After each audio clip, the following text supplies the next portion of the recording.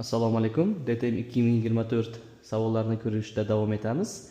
Demak, quyidagicha funksiya berilgan. Bu funksiyani birdagi hosilasini topish kerak.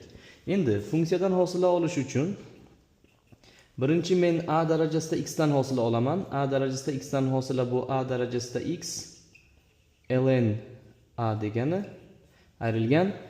ln 2024 x ning oldidagi koeffitsient qoladi. Koeffitsiyentdan hosila olinmaydi.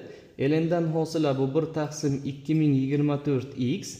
Yana murakkab funksiya bo'lganligi uchun 2024 dan ham hosila 2024 x dan ham hosila olib qo'yib ko'paytirib qo'yaman. Endi soddalashtirishda davom etsam 2024 x ln 2024 lar qisqarsa 2023 suratda makhraj x ga teng bo'lib qolar ekan.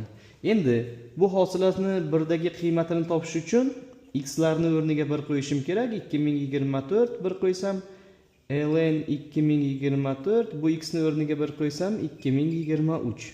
Demak, javob 2024 ln 2024 minus 2023 d. Video foydali bo'lgan bo'lsa like bosing, DTMda tayyorlanayotgan tanishlarga yuborib qo'ying.